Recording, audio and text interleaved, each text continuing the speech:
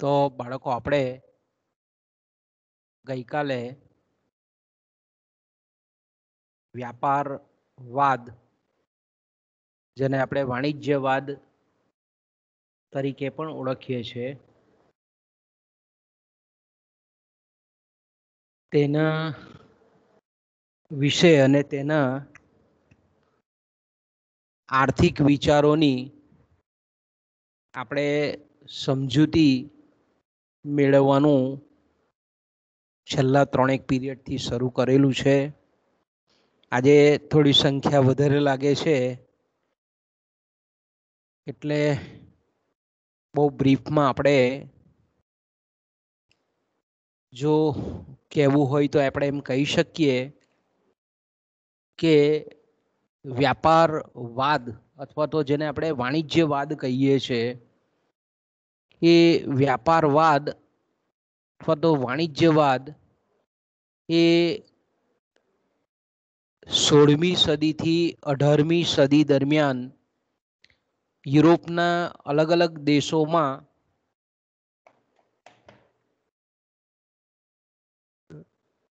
સંપત્તિમાં વધારો થાય અને તે માટે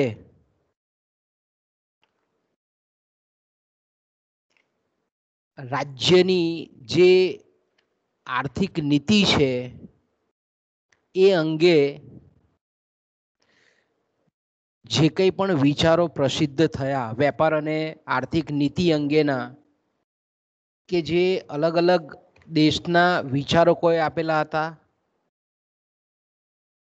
એમાં ખાસ કરીને આપણે જાણીએ છીએ તે પ્રમાણે કે સંપત્તિ મેળવવાના જે કંઈ પણ સાધનો હતા તેની તરફેણમાં યુરોપમાં ખાસ કરીને ઇંગ્લેન્ડ છે, ફ્રાન્સ છે, ઇટાલી છે, જર્મની છે, ઓસ્ટ્રિયા છે, નોર્વે છે, સ્વીડન છે, આવા બધા જે દેશો હતા એ દેશોના અલગ અલગ રાજદ્વારીઓ, નિષ્ણાંતો, વેપારીઓ,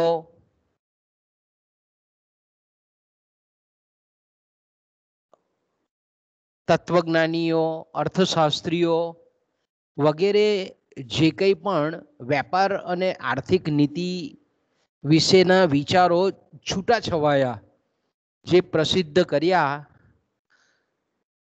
એ વિચારોનું સંકલન એટલે વ્યાપારવાદ, વાણિજ્યવાદ.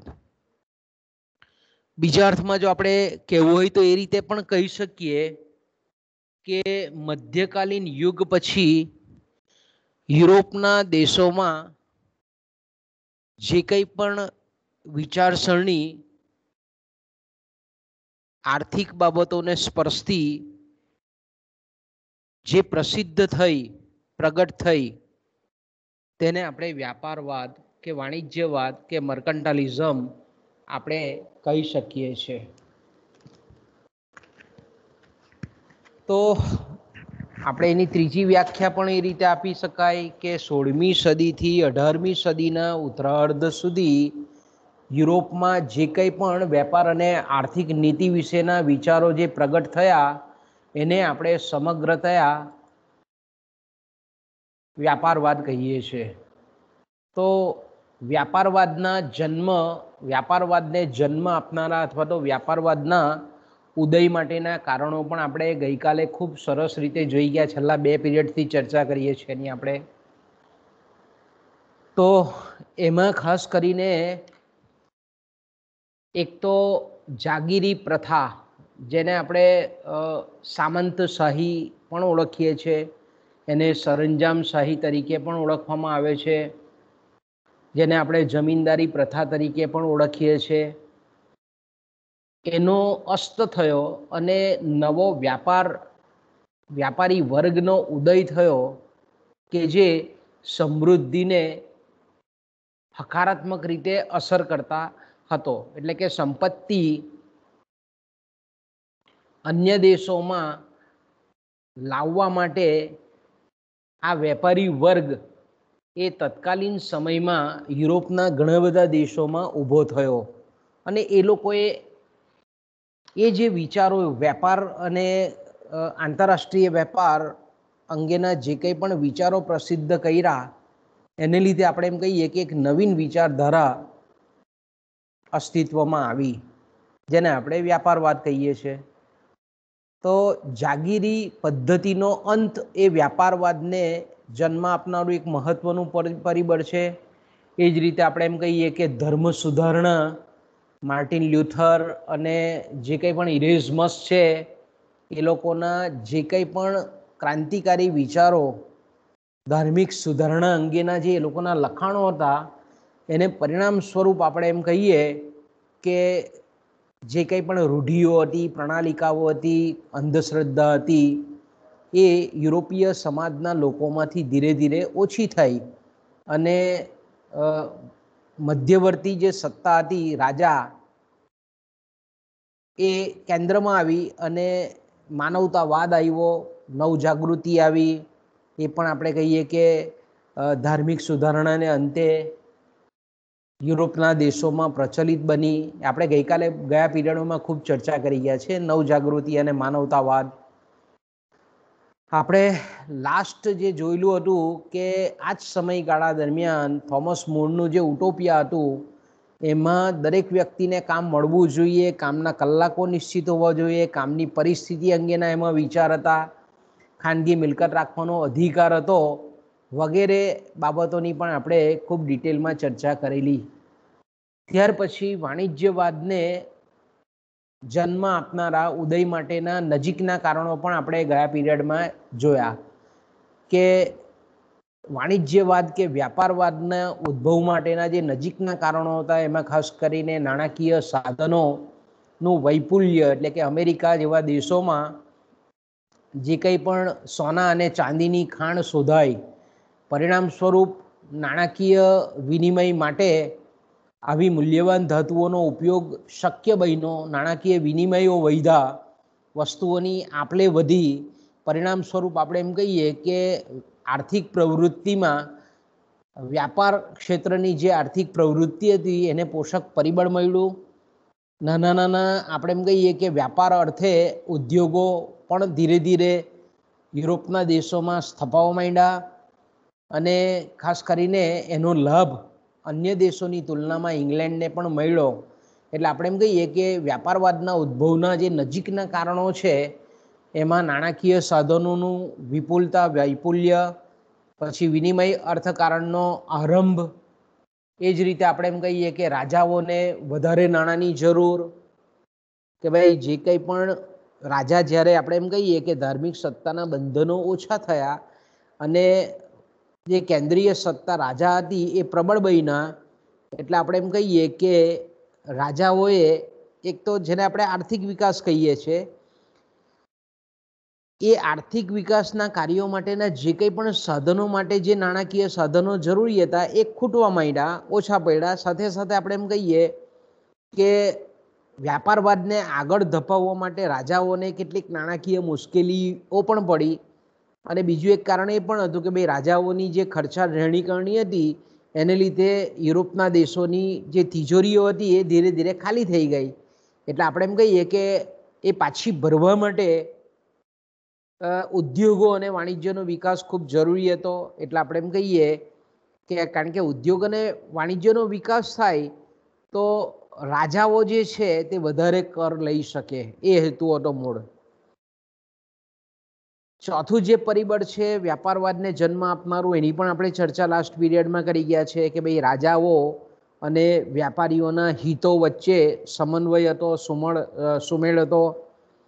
કારણ કે વેપારને ત્યારે જ ઉત્તેજન મળે કે રાજ્યની જે કેન્દ્રીય સત્તા છે, રાજા છે, તે શક્તિશાળી હોય. અને વ્યાપારીઓને આપણે એમ કહીએ કે અન્ય દેશોના જે વેપારીઓ હતા એનાથી હરીફાઈમાં કોઈ જાતની મુશ્કેલી ન પડે એના માટે આપણે એમ કહીએ કે રાજાઓ ખૂબ જરૂરી હતા. એટલે વેપારીઓ રાજાની ફેવર કરતા હતા અને રાજાઓ પણ આપણે જાણીએ છીએ તે પ્રમાણે કે કરરૂપી આવક અથવા તો મૂલ્યવાન ધાતુઓ, ખજાનો, જે આપણે એમ કહીએ કે સોનું અને ચાંદી, એ રાજ્યની કે દેશની તિજોરીમાં વધે એના માટે વેપારીઓની પણ એ લોકોને જરૂરિયાત હતી, રાજાઓને. એટલે આ રીતે બંને વેપારીઓ અને રાજાઓનો પરસ્પર જે હિત હતું એ બંનેમાં સુમેળ સધાયો, એટલે વ્યાપારવાદી આપણે એમ કહીએ કે વિચારધારા એ જલ્દી વેગ પામી.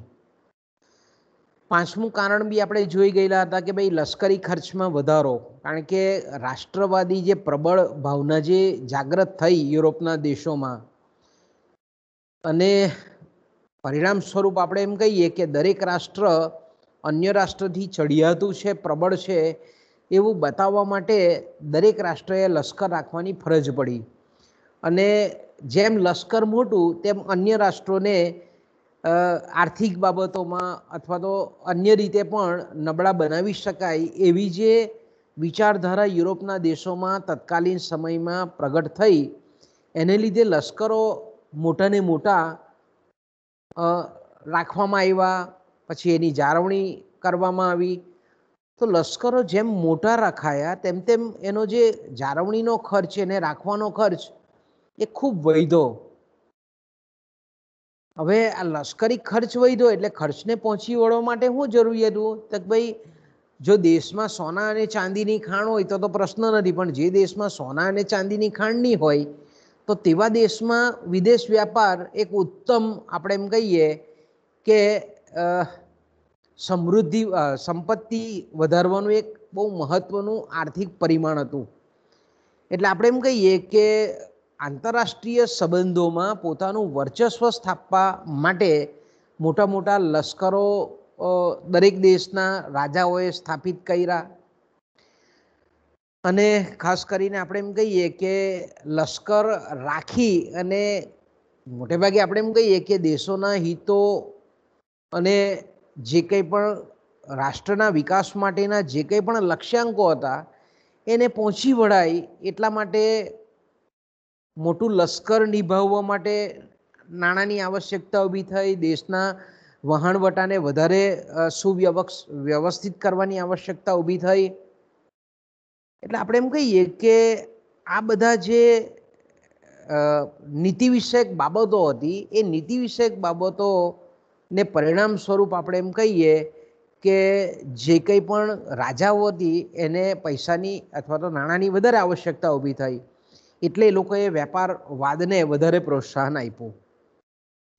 એટલે વેપાર પર વધારે આપણે એમ કહીએ કે આવી સંપત્તિ પોતાના દેશમાં લાવવા માટે એ લોકોએ વધારે રાજાઓએ ભાર મૂક્યો. અને જે રાજા એવું માનવામાં આવતું હતું કે ભાઈ તે જે રાજા લશ્કરને સારી રીતે રાખી શકતો હતો એ મોટે ભાગે યુદ્ધમાં વિજેતા થતો, યુદ્ધમાં જીતતો હતો. એટલે આપણે એમ કહીએ કે એટલા માટે દરેક રાજાઓની મેન્ટાલિટી તે વખતે માનસિકતા એવી હતી કે જેમ બને તેમ લશ્કર મોટું રાખી અને અન્ય દેશોને માનસિક રીતે અને ભૌતિક રીતે પણ હરાવી શકાય એ રીતની વિચારધારા તે સમય હતી. એટલે વ્યાપારવાદને આપણે એમ કહીએ કે પ્રોત્સાહન મળ્યું.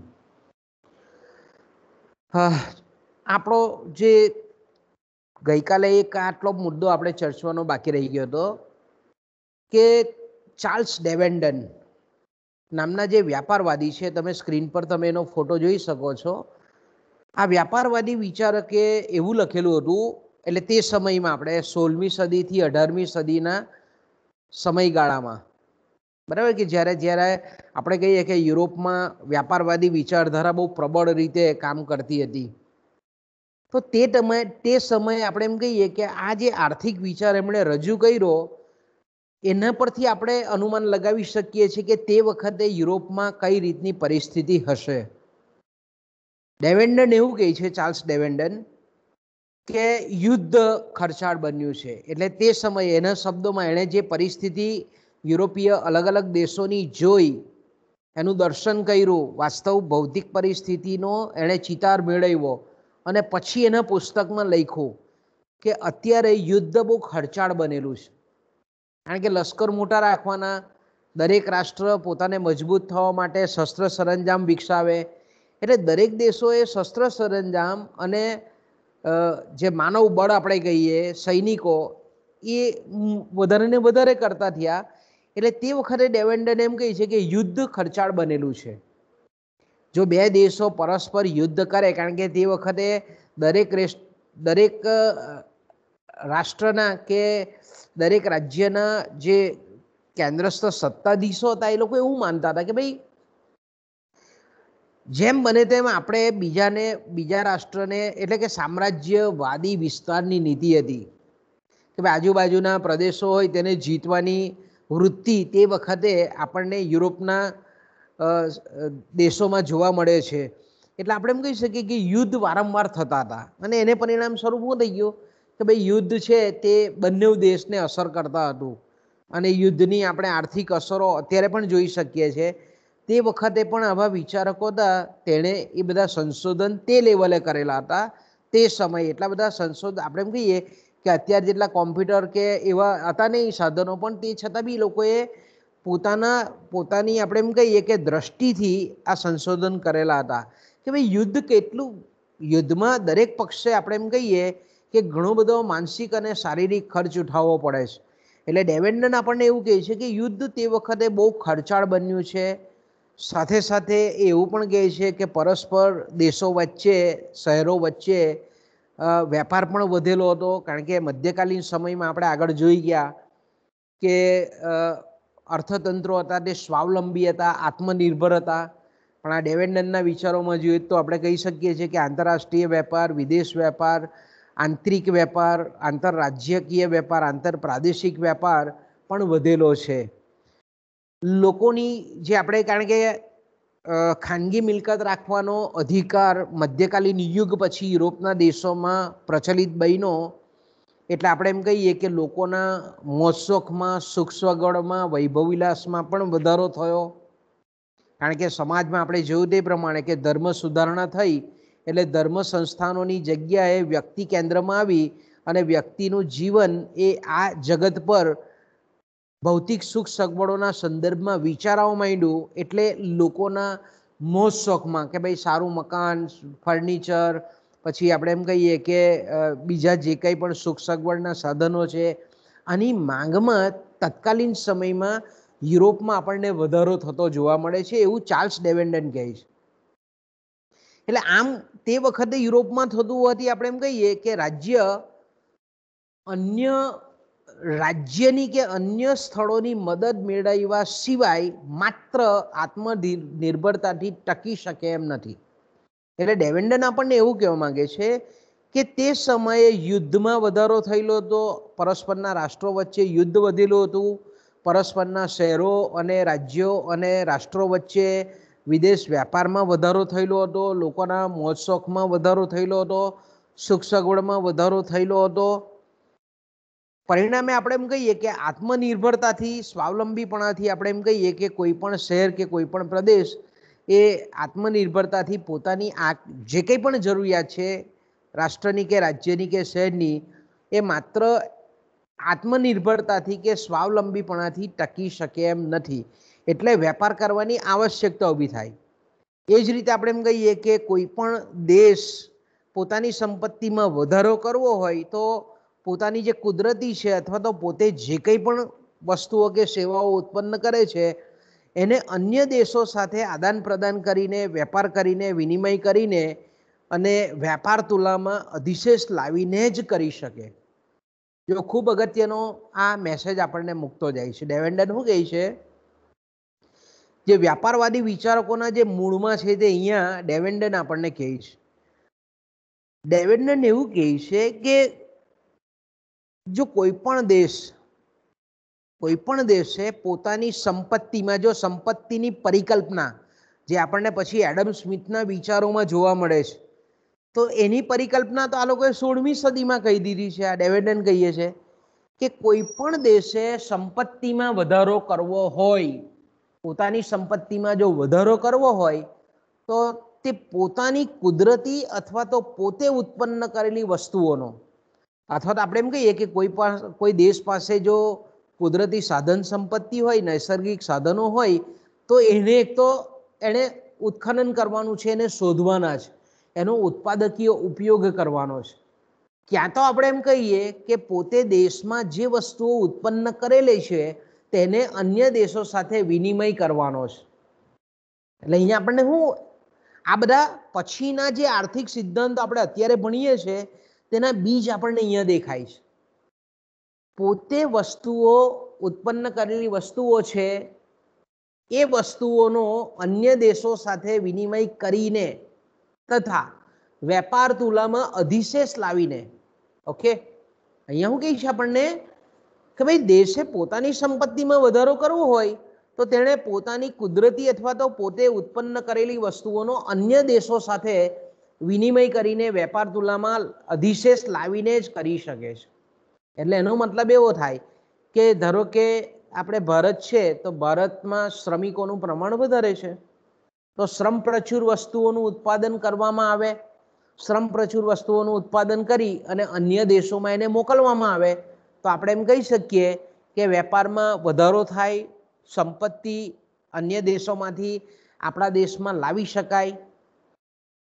તો પોતાને અનુકૂળ જે છે એવી વસ્તુઓનો ઉપયોગ ઉત્પાદન કરી અને અન્ય દેશો સાથે વેપાર કરી અને વેપાર તુલામાં અધિશેષ લાવી અને કરી શકાય. હવે વેપાર તુલા શબ્દ છે, કદાચ તમારા માટે નવો છે. તો વેપાર તુલા જેને આપણે બેલેન્સ ઓફ પેમેન્ટ કહીએ છીએ, સોરી, એને આપણે બેલેન્સ ઓફ ટ્રેડ કહીએ છીએ.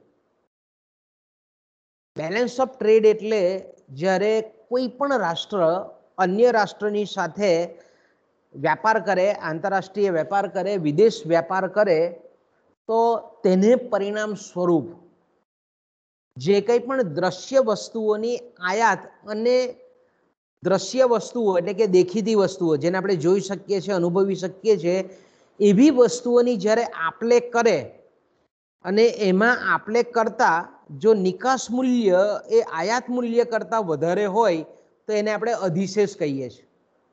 ઓકે, વેપાર તુલામાં અધિશેષ એટલે હું તો કે ભાઈ કોઈક દેશે દ્રશ્ય વસ્તુઓની, ભૌતિક વસ્તુઓની નિકાસ કરે છે અને અન્ય દેશોમાંથી આયાત પણ કરે છે, પણ જો નિકાસ મૂલ્ય એ આયાત મૂલ્ય કરતાં વધારે હોય તો આપણે એમ કહી શકીએ કે વેપાર તુલા અનુકૂળ છે, વેપાર તુલામાં અધિશેષ છે. કારણ કે એક સિમ્પલ આપણે ઉદાહરણ લઈએ કે ધારો કે આપણા ભારત દેશે 1000 કરોડ રૂપિયાનું કાપડ એ અન્ય દેશોમાં વેચ્યું. ઓકે, 1000 કરોડ રૂપિયાનું કાપડ એ અન્ય દેશોમાં વેચ્યું, અથવા તો તમે મીટરમાં પણ લખી શકો, કરી શકો, ગમે તે રીતે એને તમે બતાવી શકો. અચ્છા, હવે બીજી બાજુ આપણે એમ કહીએ કે ધારો કે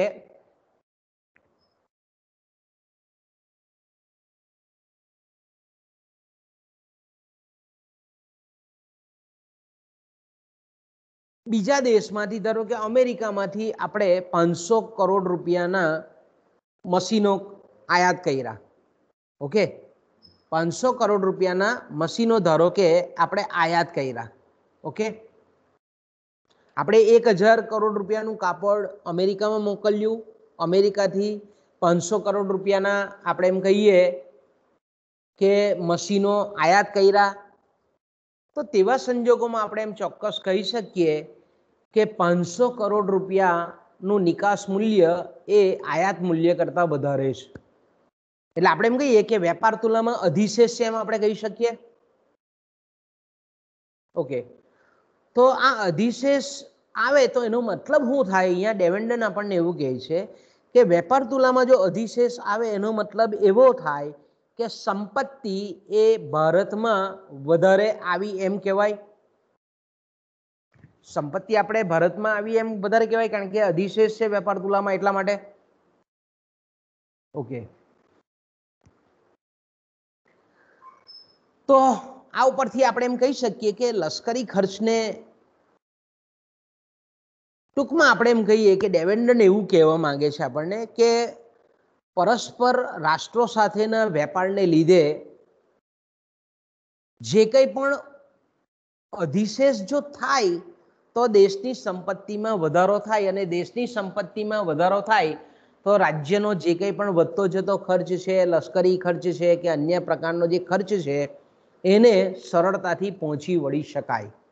ઓકે, તો બાળકો આ જે વિચારો હતા તે છે વ્યાપારવાદને જન્મ આપનારા પરિબળો છે. ઓકે,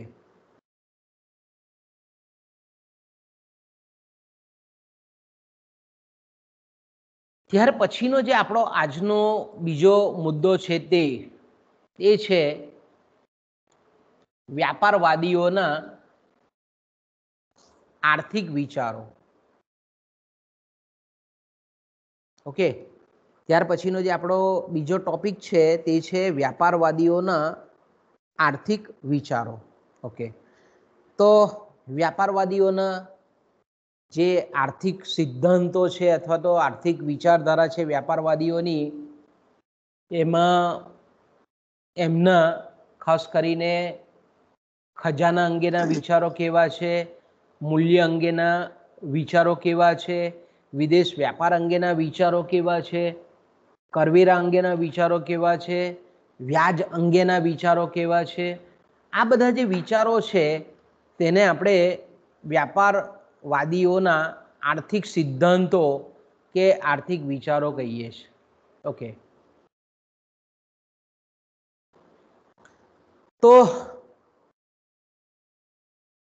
પહેલો જે આપણે એમ કહીએ કે વ્યાપારવાદીઓનો જે વિચાર છે જેને આપણે કહીએ છીએ વ્યાપારવાદી મૂલ્ય સિદ્ધાંત. ઓકે, એને આપણે શું કહીએ છીએ? વ્યાપારવાદી મૂલ્ય સિદ્ધાંત. તો સામાન્ય રીતે આપણે એમ કહીએ કે વ્યાપારવાદીઓએ જે કંઈ પણ પોતાના જે નીતિ વિષયક મંતવ્યો આપેલા હતા, એટલે કે રાજ્યની નીતિ કેવી હોવી જોઈએ, આર્થિક નીતિ કેવી હોવી જોઈએ, એ અમુક ચોક્કસ હેતુઓને સિદ્ધ કરવા માટે આપેલા હતા.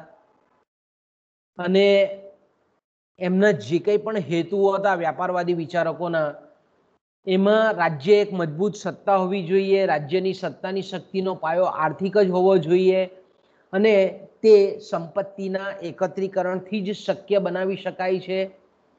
અને આ સંપત્તિના એકત્રીકરણ માટે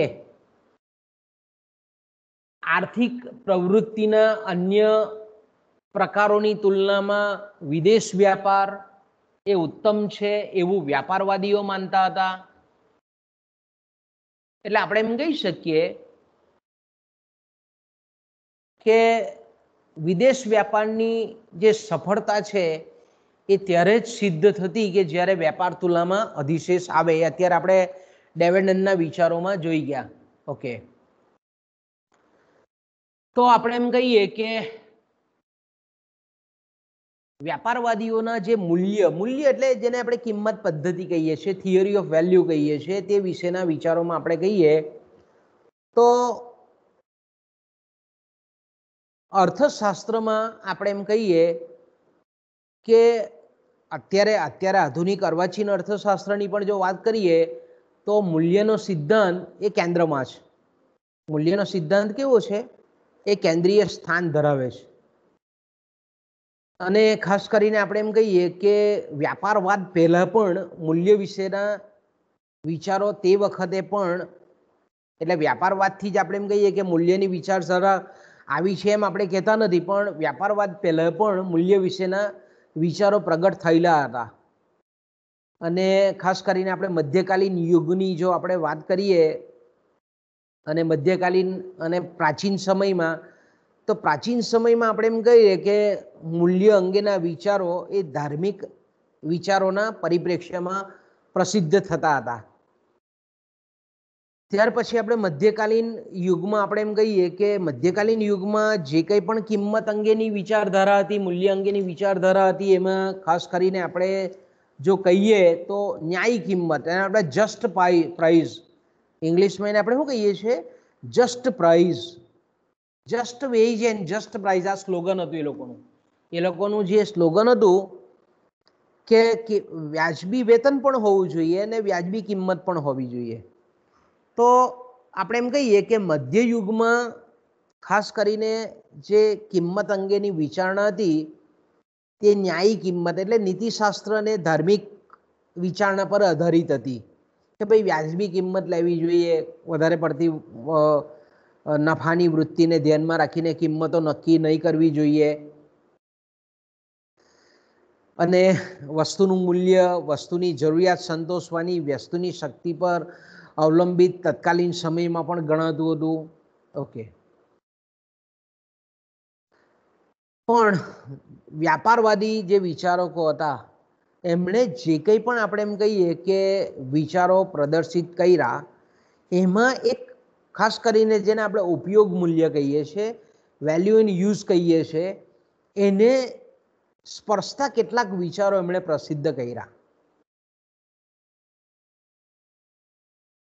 વ્યાપારવાદ પહેલા જે કંઈ પણ વિચારો હતા એમાં વસ્તુની ખાસ કરીને જે વસ્તુની અંદર એક એવો અંતર્ગત અથવા તો આંતરિક અથવા તો અંતર્ભૂત એવું એક ગુણ રહેલો છે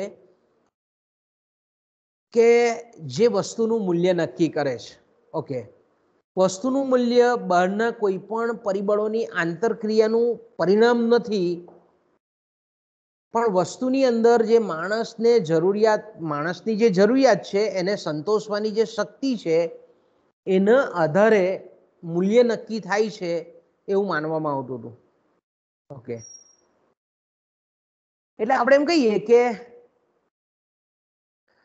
જે વસ્તુ માણસની જરૂરિયાતોને વધારેમાં વધારે સારીમાં સારી રીતે સંતોષી શકે તેનું મૂલ્ય ઊંચું ગણાતું હતું. એ ઉપરાંત પણ આપણે એમ કહીએ કે મૂલ્ય અંગેનો બીજો પણ એક ખ્યાલ પ્રવર્તમાન તે વખતે હતો કે ભાઈ વસ્તુના ઉત્પાદન માટે ઉત્પાદન જે ખર્ચ થતો હતો એ ખર્ચને ધ્યાનમાં રાખીને પણ આપણે એમ કહીએ કે મૂલ્ય નક્કી કરાતું હતું. ઓકે, એટલે ખર્ચને ધ્યાનમાં રાખીને મૂલ્ય નક્કી કરાતું હતું એનો મતલબ શું થાય? તો એક સિમ્પલ આપણે ઉદાહરણ લઈએ તો તમને એનાથી ખબર પડે કે ધારો કે એક ટેબલ બનાવવાનું છે, એક મિસ્ત્રીએ સુથાર એક ટેબલ બનાવવાનું છે. હવે સુથાર જે ટેબલ બનાવે છે એ ટેબલ બનાવતા એને ધારો કે 10 દિવસનો સમયગાળો લાગે છે. ઓકે, તો આપણે એમ કહીએ કે ધારો કે 10 દિવસનો સમયગાળો લાગે છે, દરરોજનો સુથારનો વેતન ખર્ચ ધારો કે 100 રૂપિયા છે. ઓકે, તો આપણે એમ કહીએ કે 10 દિવસ એ ઉત્પાદન કાર્ય કરે છે તો એનો જે શ્રમ ખર્ચાયો એના બદલામાં એને 100 રૂપિયા લેખે 10 દિવસ એટલે કે 1000 રૂપિયા એને વળતર ચૂકવવામાં આવ્યું, વેતન ચૂકવવામાં આવ્યું. ઓકે, 1000 રૂપિયા જે એને વેતન ચૂકવવામાં આવ્યું એનો એ વસ્તુ બનાવવાનો ઉત્પાદન ખર્ચ થયો. એટલે આપણે એમ કહીએ કે વસ્તુના ઉત્પાદન માટેનો જે ખર્ચ થાય એના આધારિત જે મૂલ્ય નક્કી થાય એને સામાન્ય રીતે આપણે એમ કહીએ કે ઉપયોગ મૂલ્ય આ લોકોએ કીધું. ઓકે, પણ સામાન્ય રીતે આપણે એમ કહીએ કે ઉપયોગ મૂલ્ય જે છે ઉત્પાદન ખર્ચને આધારે જે નક્કી થાય એ ઘણા વિચારકો એને ઉપયોગ મૂલ્ય પણ કહે છે, ઘણા વિચારકો એને તૃષ્ટિગુણ મૂલ્ય તરીકે પણ ઓળખાવે છે, ઘણા વિચારો એને પ્રાકૃતિક મૂલ્ય તરીકે પણ ઓળખાવે છે. આપણે એમ કહીએ ને કે આને પૂર્વ વૈજ્ઞાનિક વિચારો કહીએ છીએ. એટલે વિચારો છૂટા છવાયા છે, એક સૈદ્ધાંતિક સ્વરૂપમાં આપણને સંકલિત જોવા મળતા નથી. એટલે આપણને કહીએ કે અલગ અલગ વિચારકના અલગ અલગ મૂલ્ય વિશેના વિચારો છે. વ્યાપારવાદી જે વિચારધારા હતી એમાં આપણે જાણીએ છીએ કે પહેલા જે તૃષ્ટિગુણ પર આધારિત આખી વિચારધારા હતી એટલે એને ઉપયોગ મૂલ્ય તરીકે ઓળખવામાં આવતું હતું. ઓકે, પણ ધીરે ધીરે આપણે જોયું તે પ્રમાણે કે અર્થતંત્રમાં નાણાકીય વિનિમય શક્ય બન્યો, વિનિમયનો પ્રારંભ થયો, માનવ જરૂરિયાતો વધી, જનસંખ્યા વધી, લોકોની જરૂરિયાતમાં ફેરફાર થયો, નાણાંના સાધનો વધ્યા અને જે વસ્તુ વિનિમય પ્રથા હતી એને નાણાં વિનિમયના સંદર્ભમાં એનું આપણે એમ કહીએ કે મૂલ્ય નક્કી થયું. એટલે આપણે એમ કહીએ કે આત્મલક્ષી બાબતોને ધ્યાનમાં રાખીને જે મૂલ્ય નિર્ધારણ થતું હતું એની જગ્યાએ ધીરે ધીરે તમે જુઓ તો વસ્તુલક્ષી પરિબળોને ધ્યાન રાખી અને મૂલ્ય નક્કી કરવાનું સંક્રમણ આપણને જોવા મળે છે. પહેલા વ્યક્તિગત મૂલ્યાંકનને આધારે મૂલ્ય નક્કી થતું હતું, પછી ધીરે ધીરે આપણે જોઈ શકીએ છીએ કે વસ્તુલક્ષી પરિબળો કામ કરતા થયા. વસ્તુલક્ષી પરિબળોનો એમાં દાખલા તરીકે ઉત્પાદન ખર્ચ છે તે વસ્તુલક્ષી પરિબળો છે, અને આત્મલક્ષી બાબતો કઈ છે તો કે ઉપયોગ મૂલ્ય. તો કે વસ્તુલક્ષી પરિબળોને ધ્યાનમાં રાખીને પણ એ મૂલ્ય નક્કી થવા માંડ્યું. એટલે આપણે એમ કહીએ કે વ્યાપારવાદી વિચારધારા સમયે મૂલ્ય વિશેના જે કંઈ પણ વિચારો હતા એમાં વસ્તુ વિનિમય પ્રથામાંથી અર્થકારણનું નાણાકીય વિનિમય વાળા અર્થકારણ તરફનું સંક્રમણ જોવા મળે છે. એટલે આપણને આ વિચારોમાં બંને જૂના વિચારો અને નવા વિચારોનો આપણને સંગમ જોવા મળે છે. એટલે ઉપયોગ મૂલ્ય અને વિનિમય મૂલ્ય આ બંનેનો વિચાર આપણને આ સંક્રાંતિ કાળ દરમિયાન એટલે કે વ્યાપારવાદ દરમિયાન જોવા મળે છે. અને આ સમયના વિચારો આપણે એમ જોઈએ છીએ કે ભાઈ લેખકોએ જે કંઈ પણ વિચારો વ્યક્ત કર્યા એમાં ખાસ કરીને નાણાકીય બાબતોને આવરી લીધેલી છે, નાણાકીય વિનિમયની અસરોને સ્વીકારેલી છે. દાખલા તરીકે આપણે એમ કહીએ કે ડચ કાયદાશાસ્ત્રી હ્યુગો ગ્રાશિયસ એમણે પુસ્તક લખેલું હતું 1583 થી 1645નો એમનો સમયગાળો છે. અને બીજા એક વિચારક છે, બ્રિટિશર છે, અંગ્રેજ ફિલસૂફ છે, તત્વજ્ઞાની છે હોબ્સ. બંને આ વિચારકો એવું કહેતા હતા કે જરૂરિયાત અને ઈચ્છા એ બંનેને મૂલ્યના મહત્વના અંગો તરીકે ગણવા જોઈએ. જો હું કહે છે આ બંને ડચ કાયદાશાસ્ત્રી હ્યુગો ગ્રાશિયસ અને અંગ્રેજ ફિલસૂફ હોબ્સ એવું કહે છે કે જરૂરિયાત અને ઈચ્છા એ બંનેને મૂલ્યના મહત્વના તત્વો તરીકે ગણવા જોઈએ. અને તેમણે આ બંને વિચારકોએ શું કર્યું છે, તે વખતે વસ્તુના દૃષ્ટિગુણ પર આધારિત જે નક્કી થતું મૂલ્ય હતું જેને આપણે ઉપયોગ મૂલ્ય કહીએ છીએ તે, અને વસ્તુની જરૂરિયાતના સંદર્ભમાં વસ્તુનો વિનિમય થાય એના પર જે નક્કી થયેલું મૂલ્ય છે જેને આપણે exchange of value of exchange કહીએ છીએ, વિનિમય મૂલ્ય, એ બે વચ્ચેનો ભેદ આપણને વ્યાપારવાદી વિચારધારામાં જોવા મળે છે. એટલે ઉપયોગ મૂલ્ય અને વિનિમય મૂલ્ય આવા મૂલ્યના બે ભાગો આપણને વ્યાપારવાદી વિચારધારામાં સ્પષ્ટ રીતે જોઈ શકીએ છીએ. હોબ્સનું પોતાનું પુસ્તક હતું 1651માં લખેલું હતું લેવ્યાધન. એમાં એણે શ્રમની કિંમત વિશે પણ લખેલું છે કે ભાઈ માણસનું મૂલ્ય, માણસની સેવાઓની કિંમત વિશે એમણે ઉલ્લેખ કરેલો છે કે માણસનું પણ મૂલ્ય નક્કી થાય કે જેને આપણે વેતન કહીએ છીએ. પછી વેતનના સિદ્ધાંતો આપણને ડેવિડ રિકાર્ડોના ખ્યાલમાં, માર્શલના વિચારોમાં જોવા મળે છે. તો કે ભાઈ માણસના મૂલ્ય વિશે એટલે કે માણસની કિંમત, માણસનું વળતર, જે શ્રમ છે, જીવંત ઉત્પાદનનું સાધન છે, એને જે કંઈ પણ વળતર ચૂકવવામાં આવે છે એ વળતર ચૂકવવા અંગેનો ખ્યાલ આપણને આ હોબ્સના પુસ્તક લેવિયાધનમાં જોવા મળે 1651માં. એમને માનવ શ્રમનું વળતર વિશે ઉલ્લેખ કરતા એવું કીધેલું છે કે ભાઈ અન્ય લોકોની જે જરૂરિયાતો છે એ કેટલી સેવા પૂરી પાડે છે. અન્ય લોકોની જરૂરિયાતને પૂર્તતા કરવા માટે વ્યક્તિ કેટલો ઉપયોગી છે અને તેની સેવા લેવા માટે કેટલા લોકો તત્પર છે, તેના આધારે માણસનું મૂલ્ય નક્કી થાય. ટૂંકમાં આપણે પછીથી કહીએ છીએ ને, એટલે અહીંયા આપણને હોબ્સ બહુ ઇનડાયરેક્ટલી રીતે, જો તમે આપણે આર્થિક વિચારધારાનો ઇતિહાસ છે, આર્થિક વિચારધારાનો ઇતિહાસ એટલે આપણે જાણીએ છીએ તે પ્રમાણે કે કોઈ પણ સિદ્ધાંત રાતોરાત આવેલો નથી.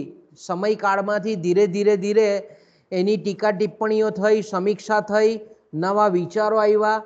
તો હોબ્સ આપણને અહીંયા કહે છે જેને આપણે સાધન કિંમત નિર્ધારણ કહીએ છીએ, એ સાધન કિંમત નિર્ધારણની શરૂઆત અહીંયા થાય છે. આપણે જોઈએ તો જેને સાધન મૂલ્ય નિર્ધારણના સિદ્ધાંતો આપણે કહીએ છીએ એ અહીંયા આપણને અછડતો ઉલ્લેખ હોબ્સના વિચારોમાં 1651માં જોવા મળે છે.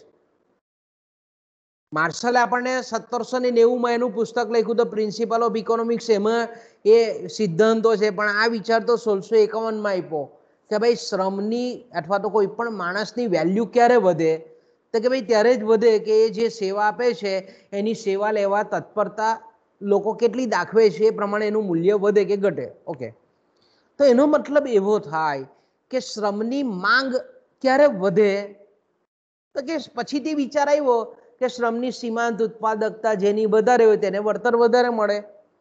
ઓકે, તો ટૂંકમાં આપણે એમ કહીએ કે શ્રમના વેતન નિર્ધારણમાં અથવા તો શ્રમના મૂલ્ય નિર્ધારણમાં બજારનું જે પરિબળ છે એ પરિબળને આણે હોબ્સે પોતાના વિચારોમાં સામેલ કરેલું છે.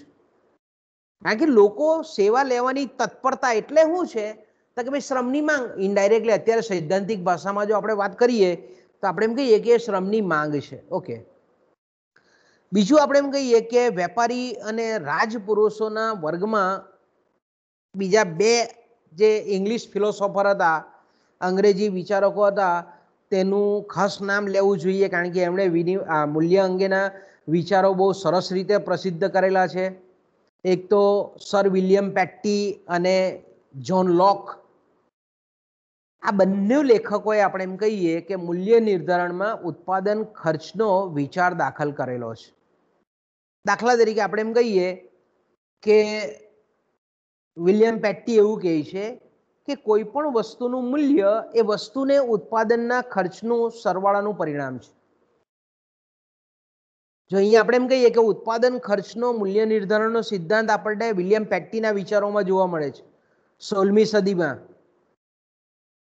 વિલિયમ પેટ્ટી એવું કહે છે કે કોઈ પણ વસ્તુનું મૂલ્ય નક્કી કરવામાં એ વસ્તુને ઉત્પાદન કરવા માટેનો જેટલો પણ ઉત્પાદન ખર્ચ થાય છે એ બધાનું એડિશન કરીએ, એ બધાનો સરવાળો કરીએ તો આપણને એ વસ્તુનું મૂલ્ય ખબર પડે, એ વસ્તુનું મૂલ્ય નિર્ધારિત કરી શકાય. તો ઉત્પાદન ખર્ચમાં આપણે એમ કહીએ કે એ જે વિલિયમ પેટ્ટીએ પોતાના વિચારો રજૂ કર્યા ત્યારે શ્રમ અને ભૂમિના ખર્ચની એ લોકોએ એણે ગણતરી કરેલી છે કે કોઈ પણ વસ્તુનું ઉત્પાદન કરવામાં એક તો શ્રમ આવશ્યક છે, એટલે કેટલા કલાકનો શ્રમ ખર્ચ થયેલો છે, શ્રમ વ્યય થયેલો છે તે, અને બીજું આપણે એમ કહીએ કે કેટલી જમીનના એકમો વપરાયેલા છે, એના આધારે આપણે એમ કહીએ કે ઉત્પાદન ખર્ચ નક્કી થાય છે.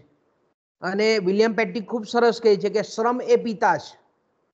શ્રમ લેબર ઇઝ અ ફાધર કોઈ પણ વસ્તુના ઉત્પાદનમાં, અને સંપત્તિના ઉત્પાદનમાં એ બહુ સક્રિય ભાગ ભજવે છે.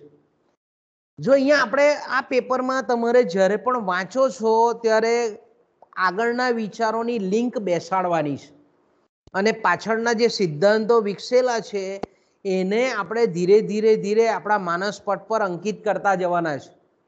જો અહીંયા કેટલું સરસ વિલિયમ પેટ્ટી કહે છે કે શ્રમ એ પિતા છે અને સંપત્તિના ઉત્પાદનમાં એ સક્રિય ભાગ ભજવે છે. એટલે આપણે એડમ સ્મિથનું જોઈએ છે કે ભાઈ રાષ્ટ્રની સંપત્તિમાં વૃદ્ધિ કરતું જો અગત્યનું પરિબળ હોય તો એ શ્રમ છે. ઉત્પાદનનું સાધન શ્રમ છે કે જે રાષ્ટ્રની સંપત્તિમાં વધારો કરે છે. પણ આ શ્રમનું મહત્વ તો આપણને એના પહેલાના વિચારોમાં જોવા મળે છે, વિલિયમ પેટ્ટીના વિચારોમાં જોવા મળે છે કે જેમ શ્રમ કોઈ પણ, પછી એડમ સ્મિથે આપણને એવું કીધું કે ભાઈ શ્રમ અને શ્રમનું વિભાજન, જેને આપણે ડિવિઝન ઓફ લેબર કહીએ છીએ કે ભાઈ જે શ્રમમાં જે કુશળતા હોય એને એ પ્રમાણે કામની જો વહેંચણી કરવામાં આવે તો સંપત્તિ ઓછા ખર્ચે વધારે ઉત્પન્ન થાય, એ આપણને એડમ સ્મિથે આવું કીધું. પણ અહીંયા વિલિયમ પેટ્ટી આપણને એવું કહે છે કે કોઈ પણ વસ્તુના ઉત્પાદનમાં શ્રમ એ પિતા છે અને જમીન એ માતા છે. શ્રમ કોણ છે તો કે ફાધર છે અને જમીન છે માતા છે. ત્યારે આપણે એમ કહી શકીએ કે કોઈ પણ રાષ્ટ્રની સંપત્તિના ઉત્પાદનમાં આ બે સાધનો ખૂબ મહત્વના છે. અને મૂલ્યના નિર્ધારણમાં વસ્તુની કિંમત નક્કી કરવામાં આ રીતે આ બે સાધનોનો જેટલો ખર્ચ થાય છે, જેટલો વ્યય થાય છે એ પ્રમાણે વસ્તુનું મૂલ્ય નક્કી થવું જોઈએ. ઓકે, હવે બીજો વિચાર એમણે આપ્યો તે જેને આપણે માર્શલનો માંગ અને પુરવઠાનો નિયમ પછીથી કહીએ છીએ તે. પણ વિલિયમ પેટ્ટી અહીંયા એવું કહે છે કે વસ્તુની બજાર કિંમત, જો અહીંયા તમારે ખાસ અગત્યનું ધ્યાનમાં રાખવાનું છે તે વસ્તુના ઉત્પાદન ખર્ચ પર આધારિત જે મૂલ્ય નક્કી થયું છે તે મૂલ્ય એ અલગ છે અને વસ્તુની બજાર કિંમત એ અલગ છે. અહીંયા વિલિયમ પેટી આપણને શું કહે છે કે વસ્તુની બજાર કિંમત અથવા તો એને એક્સટર્નલ પ્રાઇસ કહીએ છીએ, એને આપણે બાહ્ય કિંમત કહીએ છીએ. એ વસ્તુની બજાર કિંમત અથવા તો બાહ્ય કિંમત કઈ રીતે નક્કી થાય તો કે વસ્તુના પુરવઠા અને વસ્તુના માંગ ઉપર એ આધારિત છે. વસ્તુની બજાર કિંમત એ ઉત્પાદન ખર્ચ પર આધારિત જે મૂલ્ય નક્કી થાય છે એના કરતા અલગ છે. ભલે એમણે સ્પષ્ટ જુદા આખા થિયરીઓ ડેવલપ નથી કરી, પણ આપણને એક અગત્યનો વિચાર આપતો જાય છે કે પછીથી એના પર વિચારો થયા આગળ, પછીથી આપણે એમ કહીએ કે એના પર સિદ્ધાંતો રચાયા. પણ અહીંયા એવું કહે છે કે બજાર કિંમત જે માર્કેટ પ્રાઇસ જેને આપણે કહીએ છીએ એ કઈ રીતે નક્કી થાય છે તો કે વસ્તુની માંગ કેટલી છે અને વસ્તુનો પુરવઠો કેટલો છે, આ બંને ઉપર વસ્તુનું મૂલ્ય એ નક્કી થાય છે. અને વસ્તુના પુરવઠા માટે અહીંયા એ ભાર આપે છે, જો માંગની બાજુને એ નથી લેતો, કારણ કે ઉત્પાદન ખર્ચનો એને ખ્યાલ આપેલો છે એટલા માટે આપણે એમ કહીએ કે માંગની બાજુને એ બહુ પ્રોજેક્ટ કરતા નથી વિલિયમ પેટી. એ અહીંયા એવું કહે છે કે વસ્તુની કિંમત નક્કી કરવામાં, વસ્તુની બજાર કિંમત નક્કી કરવામાં વસ્તુનો પુરવઠો એ અગત્યનો છે અને વસ્તુના પુરવઠાનું નક્કી કરતું અગત્યનું નિર્ધારક પરિબળ એ વસ્તુનો ઉત્પાદન ખર્ચ છે. એટલે આપણને હિડન વિચાર અહીંયા એવો જોવા મળે વિલિયમ પેટીના મતે કે વસ્તુનું મૂલ્ય નક્કી કરવામાં વસ્તુનો ઉત્પાદન ખર્ચ એ વસ્તુની માંગ કરતાં વધારે મહત્વનું છે. એટલે આપણે એમ કહી શકીએ કે મધ્યકાલીન સમયમાં જે વસ્તુનું મૂલ્ય નક્કી કરવામાં તૃષ્ટિગુણ જે જરૂરિયાત વધારે ભાગ ભજવતી હતી એના કરતાં વસ્તુલક્ષી પરિબળ લોકો સમક્ષ, આર્થિક જગત સમક્ષ વિલિયમ પેટી મૂકે છે કે વસ્તુના મૂલ્યમાં અંતર્ગત પરિબળ કરતાં બાહ્ય પરિબળ, વસ્તુલક્ષી પરિબળ, એક્સટર્નલ ફેક્ટર્સ જેને આપણે કહીએ, ઓબ્જેક્ટિવ ફેક્ટર્સ કહીએ છીએ, એ બહુ મહત્વનો ભાગ ભજવે છે. ઓકે, ત્યારબાદ આપણે આવે છે જ્હોન લોક. જ્હોન લોક એવું કહે છે, બીજા વિચારક છે, ઇંગ્લેન્ડના જ વિચારક છે, વ્યાપારવાદી વિચારક છે. પરીક્ષામાં મેં કીધું તેમ કે તમને કાયમ પૂછે છે કે કોઈ પણ 4 વ્યાપારવાદી વિચારકોના નામ લખો તો તમે જ્હોન લોક છે, વિલિયમ પેટી છે, સર થોમસ મન છે, ડેવિડ નટ છે, આવા ઘણા બધા, સર જોશિયા ચાઇલ્ડ છે, આવા બધા ઘણા બધા નામો છે. આ નામ તમારે ખાસ યાદ રાખવાના છે, પરીક્ષામાં પૂછાય છે.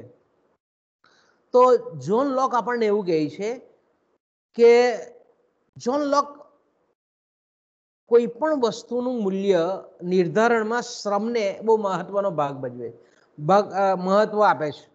જ્હોન લોક એવું કહે છે કે કોઈ પણ વસ્તુના મૂલ્યમાં શ્રમ એ બહુ મહત્વનું પરિબળ છે. કોઈ પણ વસ્તુના મૂલ્યમાં કે વસ્તુની કિંમતમાં જો પરિવર્તન આવતું હોય તો એના શ્રમને લીધે આવે છે.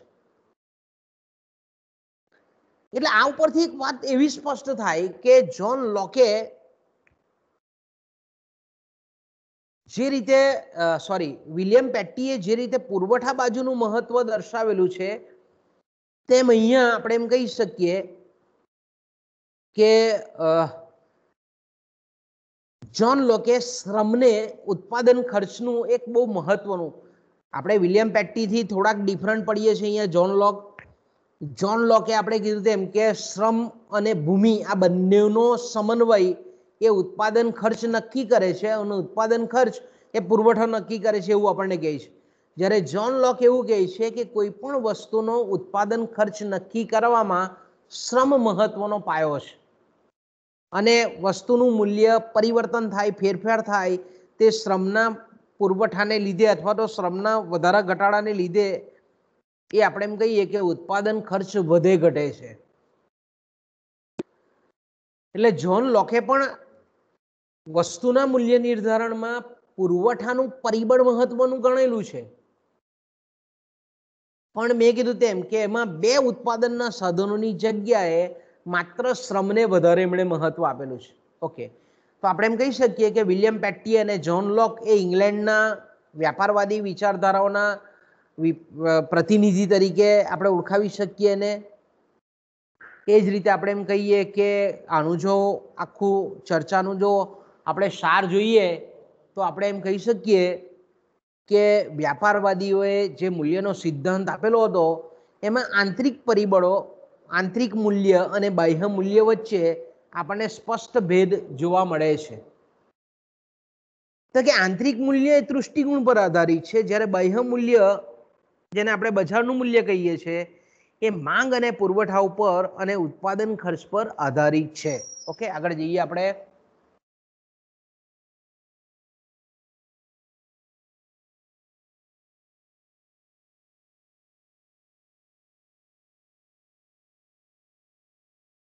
બીજા જે આપણે એમ કહીએ કે ખાસ કરીને એમના જે આર્થિક સિદ્ધાંતો અથવા તો એના જે વિચાર છે એ વ્યાજ અંગેના વિચારો. જો અહીંયા મેં કીધું તેમ કે આ વિચારો કેવા છે? છૂટાછવાયા વિચારો છે, એટલે આપણને કદાચ એક સૂત્રતા આ વિચારમાં જોવા મળે નહીં, છતાં પણ આપણે એમ કહીએ કે પછીના જે વિચારો છે, સિદ્ધાંતો છે, એને વિકસાવવામાં ખૂબ અગત્યની ઐતિહાસિક પૃષ્ઠભૂમિ પૂરી પાડે છે. ઓકે, તો વ્યાજ વિશેના વિચારો, કારણ કે આપણે જોયું તે પ્રમાણે કે મધ્યકાલીન યુગ પછી યુરોપમાં વ્યાપારવાદી વિચારધારાનો આરંભ થયો. આપણને વસ્તુ વિનિમય પ્રથાવાળા અર્થતંત્રમાંથી નાણાકીય અર્થકારણ તરફનું સંક્રમણ આપણને જોવાયેલું જોવા મળે છે. અહીંયા આપણને ધીરે ધીરે આપણે એમ કહીએ કે નાણાકીય અર્થકારણ આકાર લઈ રહેલું જોવા મળે છે. ઘણા બધા દેશોમાં નાણાકીય વિનિમય સ્થપાઈ ગયેલા જોવા મળે છે આપણને. તો નાણું આવે એટલે નાણાંની સાથે સાથે એનું વળતર અથવા તો આપણે જેને વ્યાજ કહીએ છીએ એનો પણ આપણે વિચાર કરવો પડે. તો અર્થતંત્રમાં વસ્તુ વિનિમય પ્રથાનું સ્થાન જ્યારે નાણાકીય અર્થકારણે લીધું હોય ત્યારે સ્વાભાવિક છે કે નાણાંની આપલેનો જે વ્યવસાય છે, જેને આપણે સરાફી વ્યવસાય કહીએ છીએ, સરાફી ધંધો કહીએ છીએ, એ ધંધો કરતી જે સંસ્થાઓ છે એ બેંકોની સ્થાપના પણ આપણને વ્યાપારવાદમાં સ્થપાયેલી જોવા મળે છે. બીજું આપણે એમ કહીએ છીએ કે ભાઈ વ્યાપારવાદીઓ ખાસ કરીને તે વખતે નાણાકીય સાધનો સોના અને ચાંદીમાં હતા, સોના અને ચાંદીના સિક્કાઓમાં હતા. તે જે ટાંચા પડતા હતા, જેમ જેમ સમય પસાર થતો ગયો તેમ તેમ વિનિમયમાં વૃદ્ધિ થઈ એટલે નાણાકીય સાધનો ઘટવા માંડ્યા. પરિણામે આપણે એમ કહીએ કે બિલ પ્રથા અમલમાં આવી. વ્યાપારવાદીઓએ નાણાકીય લેવડ દેવડ માટે બિલ પ્રથાની પણ આપણને હિમાયત કરેલી જોવા મળે છે. કારણ કે એક વખત આપણે એમ કહીએ કે નાણાકીય સાધનો ઓછા પડે તો એને લીધે નવા ને નવા સાધનોની ઉત્ક્રાંતિ થાય. તો એવી રીતે આપણે એમ કહીએ કે વ્યાપારવાદી સમયગાળા દરમિયાનમાં બિલ પ્રથા એટલે એનો મતલબ શું થાય કે જેને આપણે વેપારી બિલો કહીએ છીએ, કે દાખલા તરીકે એક્સ વ્યક્તિએ વાય વ્યક્તિ પાસેથી કોઈ વસ્તુ લીધેલી હોય. ઓકે, હવે એની પાસે રોકડ નાણું નથી, એની પાસે ધારો કે, તો એના બદલામાં શું લખે? એક પેલું વચન ચિઠ્ઠી કહીએ આપણે, વેપારી પત્ર કહીએ કે ભાઈ હું આટલા રૂપિયા આટલા સમયગાળામાં આપવા બંધાયેલો છું. ઓકે, તો આવું વચન આપવામાં આવે અને એના દ્વારા સામેવાળો જે લેણદાર વ્યક્તિ છે એનું પેમેન્ટ આવી ગયું છે એવું સમજી લે, અને એ જે વેપારી બિલ છે, વચન ચિઠ્ઠી છે, એ બેંકમાં મૂકી આવે અને બેંક એની સામે એને ધિરાણ આપે. તો આને આપણે બિલ પ્રથા કહીએ. ઓકે, એની શરૂઆત આપણે એમ કહીએ કે વ્યાપારવાદી સમયમાં થયેલી જોવા મળે છે. નાણાકીય ધીરધાર તે વખતે ધીરે ધીરે આપણે એમ કહીએ કે અસ્તિત્વમાં આવ્યો, કારણ કે વ્યાપારિક પ્રવૃત્તિઓ વધી, ઔદ્યોગિક પ્રવૃત્તિઓ ધીરે ધીરે વધી. પણ વ્યાપારવાદીઓએ આપણે એમ કહીએ કે વ્યાજ દર કઈ રીતે નક્કી થાય છે એ વિશેના બહુ સ્પષ્ટ વિચારો પ્રદર્શિત કર્યા નથી. હા, પણ વ્યાજના દરો કેવા હોવા જોઈએ એ વિશે એ લોકોએ વિચારો વ્યક્ત કરેલા છે. મધ્યકાલીન સમયમાં આપણે જાણીએ છીએ તે પ્રમાણે કે ખ્રિસ્તી ધર્મનું વર્ચસ્વ હતું, એટલે વ્યાજ લેવું એ હીન કૃત્ય ગણાતું હતું. વ્યાજ લેવું બહુ મોટું પાપ ગણાતું હતું, બરાબર છે. તે વખતે એવી વિચારધારા હતી. પણ ત્યાર પછીની આપણે કહીએ કે આ વ્યાપારવાદી વિચારધારા એવી હતી કે વ્યાજ હોવું જોઈએ પણ વ્યાજના દરો નીચા હોવા જોઈએ. વ્યાજ લેવું જોઈએ પણ વ્યાજના દરો કેવા હોવા જોઈએ? નીચા હોવા જોઈએ. પણ આમાં પણ આપણને ઘણા બધા મતભેદ જોવા મળે છે. કેટલાક વિચારકો એવું કહે છે કે ભાઈ વ્યાજના દર ઊંચા હોવા જોઈએ, કેટલાક વ્યાપારવાદી વિચારકો એવું કહે કે વ્યાજના દરો નીચા હોવા જોઈએ. એટલે વ્યાજ એટલે ઘણા વિચારકોને એવું પણ માનવું હતું કે ભાઈ વ્યાજખોરી એક સામાજિક અનિષ્ટ છે, સામાજિક દૂષણ છે. પણ એ સામાજિક જે દૂષણ છે એની કોઈ સ્પષ્ટ વ્યાખ્યા કે એની કોઈ સ્પષ્ટ સમજૂતી આપણને વ્યાપારવાદી વિચારધારામાં જોવા મળી નથી. બીજું કે વ્યાજના દરો નીચે હોવા જોઈએ એની પણ કોઈ કાર્યકારણની સમજૂતી એ લોકો આપી શક્યા નથી. એટલે આપણે એમ કહી શકીએ કે વ્યાજના દરો કેટલા હોવા જોઈએ, કઈ રીતના હોવા જોઈએ, કે એનું નિર્ધારણ કઈ રીતે થાય, એના માટેના જવાબદાર પરિબળો કયા છે, એની બહુ સ્પષ્ટ વિગતવાર સમજૂતી આ લોકોએ આપેલી નથી. હા, સર જોશિયા ચાઇલ્ડ એક વ્યાપારી વિચારક છે, એ એની સ્પષ્ટતા કરતા આપણને એવું કહે છે કે ભાઈ વ્યાજના જો નીચા દર હોય તો લોકો નીચા વ્યાજના દરે નાણું ધિરાણે લે, અને નાણું ધિરાણે લે તો આપણે એમ કહીએ કે એ લોકો ઉદ્યમ તરફ, મહેનત તરફ આકર્ષાય, અને નીચું વ્યાજ ચૂકવવાનું હોવા છતાં લોકોમાં એક જાતની કરકસર વૃત્તિ જન્મ લે. બીજું આપણે એમ કહીએ કે મૂડી જો સસ્તી હોય અથવા તો નીચા વ્યાજના દરે જો મૂડી પ્રાપ્ત થતી હોય તો વ્યાપારિક જે પ્રવૃત્તિ છે તેને ઉત્તેજન મળે, અને વ્યાજના નીચા દરોને લીધે આપણે એમ કહીએ કે વેપાર પણ એક સારા એવા નફાથી થઈ શકે. આ બધા કારણોમાં આપણે એમ કહીએ કે આ રીતે જે ડચ લોકો છે એ ડચ લોકો એવું કહેવા માંગે છે તે વખતે કે વિદેશ વ્યાપારમાં વધારે સફળ થયેલા. કેમ તો કે ભાઈ હોલેન્ડમાં ખાસ કરીને જે વ્યાજનો દર હતો તે કેવો હતો? નીચો હતો. અને નીચો વ્યાજનો દર હતો એટલે વ્યાપારિક પ્રવૃત્તિઓ ફૂલે ફાલેલી હતી, વેપારીઓ સફળ થતા હતા, અને પરિણામ સ્વરૂપ આપણે એમ કહીએ કે એ લોકો ઊંચા નફે કામકાજ કરી શકતા હતા, વધારે આપણે એમ કહીએ કે ધંધો વ્યવસાય વધારી શકતા હતા. બીજું એવું પણ એ લોકોનું માનવું હતું કે ભાઈ વ્યાજના દરને કાયદાકીય રીતે લીગલી એને નીચા લઈ જવા જોઈએ તો નાણું અથવા તો મૂડી, ધંધાકીય રીતે મૂડીની જે આવશ્યકતા છે તે સસ્તી થાય.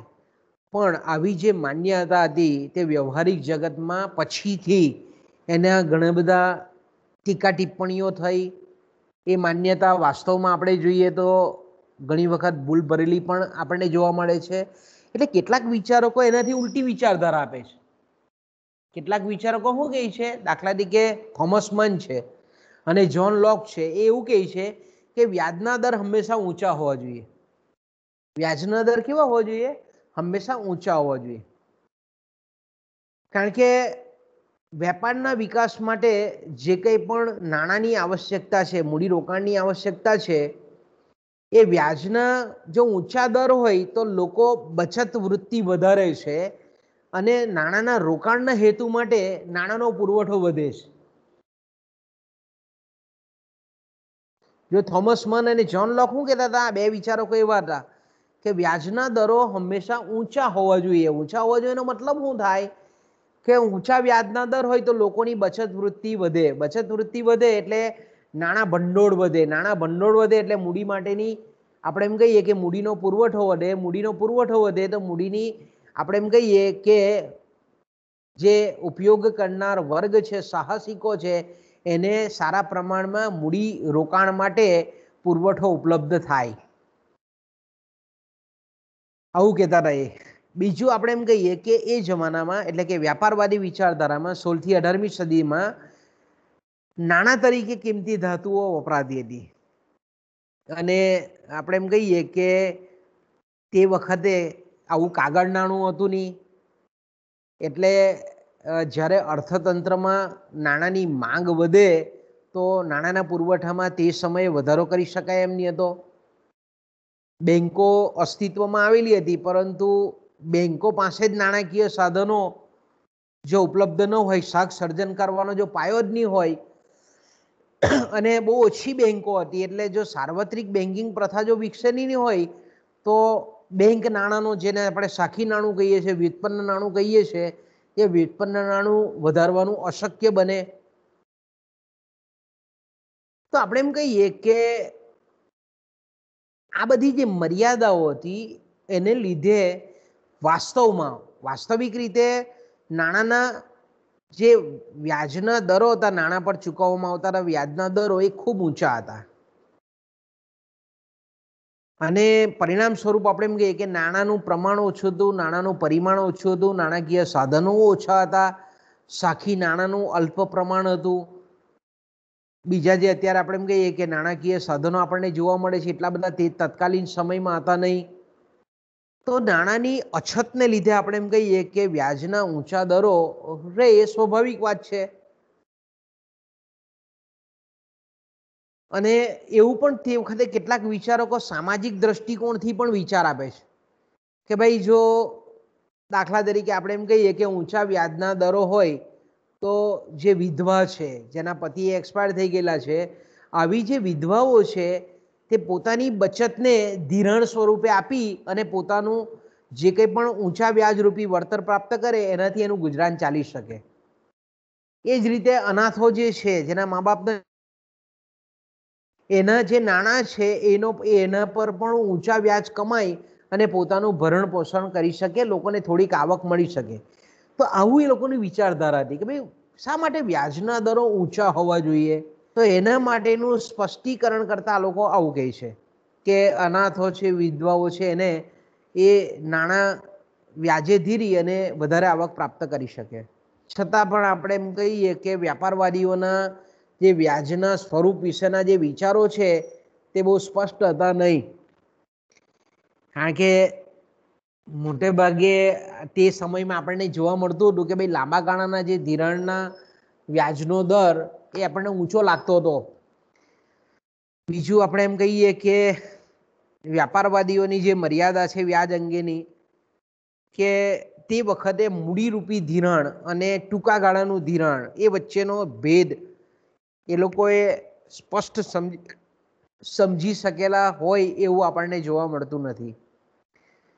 ટૂંકમાં એ લોકોનું ઓલ ઓવર છે આપણે એમ કહીએ કે વ્યાજ અંગેની જે ઇમ્પ્રેશન હતી, વ્યાજ વિશેની જે વિચારણા હતી, કે દરેક પ્રકારના વ્યાજને તેઓ હીન કક્ષાની આવક ગણતા હતા.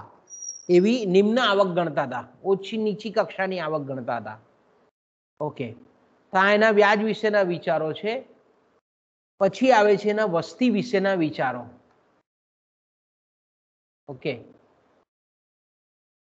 બાળકો, અહીંયા આપણે અટકવું પડશે કારણ કે ટીવાય વાળાનો મેં લેક્ચર ગોઠવો છે, એટલે આપણે કાલે રાખીએ. હા, કાલે સુપરવિઝન છે 2 પાછા. હા, એટલે કાલે નહીં, હવે સોમવારે ભેગા થઈશું આપણે. બોલો, તો અહીંયાથી અટકીએ મિત્રો. સર ઓકે, અહીંયાથી અટકીએ આપણે. હા.